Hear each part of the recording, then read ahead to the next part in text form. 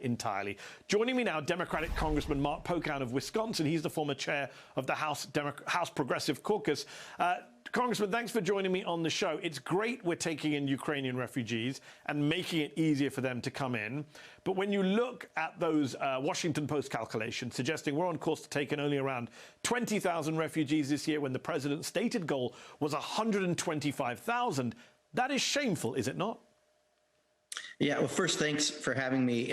When you're the greatest nation in the world, you have an obligation to the world to take in refugees like many other countries do.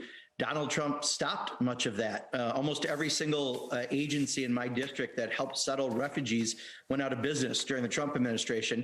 And Title 42 had, I think, far less to do with COVID and a lot more to do with an extension of the wall and all of the other really divisive, hateful rhetoric that Donald Trump and some Republicans put forward. So, you know, I think this is the right move so that we can actually allow people who have legitimate asylum claims to be able to legitimately be refugees in this country like we have done for a very long time, and as we should continue to do as the greatest democracy on the planet. So that's the Ukrainian situation. You have the situation at the southern border, which you alluded to, with the president finally undoing this Donald Trump, Stephen Miller, cruel policy, Title 42, that denies all asylum claims from Central Americans at the southern border. And yet sitting Democratic senators like Mehdi Hasan, Mark Kelly, Kirsten Sinema are coming out in defense of Title 42. Senator Hasan even went to the border and did a GOP-style video standing by a fence. What has happened to parts of the Democratic Party? Yeah, the problem is this is an issue that it's so easy for the Republicans to demonize brown skin bad, right? They can say it in a few words or a sentence, and we have to, unfortunately, sometimes go into a little broader and remind people that we're a melting pot of different people, in many cases refugees, and that this is exactly what a country like ours has always done and should always do. But that takes a lot longer. And sometimes I think the politically expedient way to go forward is to just say, oh, well, we shouldn't do it yet, or some other variation of that. Bottom line is, you know, this is going to be an ugly campaign year, right? I mean, post Donald Trump, there's pretty much no limit. It's going to be ugly, Congressman, but Democrats don't need to contribute to the ugliness. No, I agree, but it's awful, you know, for a lot of people, they don't want to fight the resistance. As I said, you're going to have to explain that in paragraphs. Unfortunately, Democrats sometimes talk in paragraphs, Republicans in headlines, but their message is so easy because it baits on the fear that they've already put out there for decades about people who may look or be different than us. So, you know, it's not saying that it's right. In fact, we should be doing exactly what Joe Biden is doing. But that's, I think, why you see some candidates saying that. Congressman, your party is heading for what looks like a rout in the midterms, the loss of the House for sure, and maybe the Senate too. And prominent Democrats look like they're already getting ready to blame the left, to blame progressives for defeat. What's your response to that? Yeah, first of all, political years are like dog years. There's a lot of time to November, right? We have a COVID hangover. There's no question. I think that is going away. And inflation is a huge issue. Both of those block us from talking about the massively great things we did. I mean, I've been in Congress now for a decade. I've never seen a bills like the American Rescue Plan that put $1,400 into people's pockets, got kids back into schools safely, got shots in arms and people into jobs. We passed a $1.2 trillion infrastructure bill. We've talked about infrastructure for years and years and years. We actually did it last year. This year, a bill that got almost no notice, postal reform, is going to guarantee people continue to get 6-day delivery. That's the #1 thing I've had people contacting my office about, is concerns that are happening at the Postal Service. So you're saying you could still win, fair enough, but if you lose, you know you're going to get blamed, right? The progressives are going to get blamed. Oh, we always get blamed, trust me, because there are way too many special interests in Washington who want to keep their nice vacation homes. So I'm used to that. Bottom line, though, is we know that people, real people who go out and vote, agree with progressives on the issues.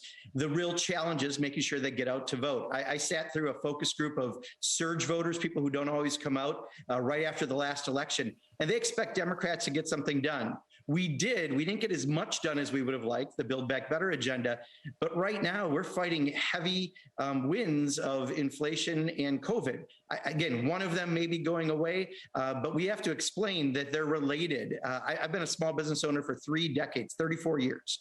I can tell you that the reason that we have the inflation we have is everything opened up about the same time last year. We don't make enough things in the U.S. Demand was up. It's like economics, not even 101, yes. Economics 99. If there's scarcity, prices go up. But you can't blame Joe Biden for inflation in France or Australia or Germany or every other country that has inflation, and yet Republicans again will put that lie out there. Switching tack before we run out of time, we had the horrific subway shooting in New York yesterday. The suspect fired 33 times, shot and injured 10 people. Once again, people are talking about violent crime and how the Democrats are soft on it. What about the Republican blocking of popular gun control measures? Shouldn't Democrats be making a bigger issue out of that? These mass shootings don't happen anywhere else in the Western world. Absolutely. And again, people agree with us. But I think, again, pocketbook issues are really important. The fact that Joe Biden administration, the first year, had the greatest amount of job growth in the country's history is significant. And we, again, have to get past those conversations about inflation where oil companies are ripping off consumers. There's other things related to that we got to deal with. But we have a great economic message of creating jobs and getting the country reopened after COVID-19. Ultimately, at the end of the day, I think that economic message is still our best foot forward. But on guns, you could be saying more about how Republicans are the ones who are soft on crime because they don't do anything about gun control. Well, absolutely. And this ghost gun issue, talk about a legitimate gun shop who wants to sell something. This often can go around even the sales that they have. So, we have laws that we actually should be fixing the loopholes that over 80% of the people agree with us on. And we absolutely are talking about those. That's why Joe Biden did that. But, if you're really looking towards November, even though I said it's dog years away, economics, whether or not you are able to pay your rent and mortgage, put food on your table, have a vacation, have health care for your family. Those are still the core economic issues. And Democrats are winning on every front on those. And we should keep talking about those as our primary conversation. Last question, just circling back to Ukraine. You have been a vocal critic of the ever-expanding Pentagon budget. Are you concerned at all with the Pentagon meeting with the CEOs of the 8 biggest defense contractors to talk about sending more weapons to Ukraine? Are you concerned that the military-industrial complex in this country is going to use the war in Ukraine to push for an even bigger U.S. defense budget, even though we already spend more than the next 11 countries combined?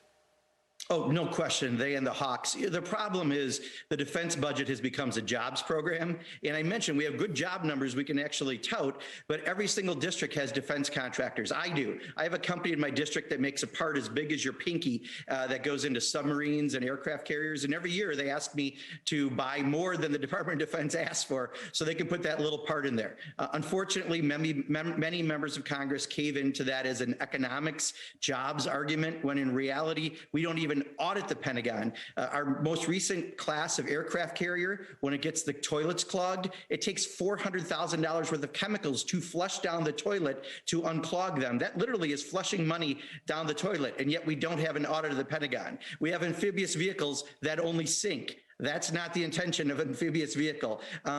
We need to put less money to defense contractors and more money to things that are really in the defense of this nation, like fighting pandemics, fighting climate change, and addressing cyber attacks. Well said. Congressman Mark Pocan, thank you.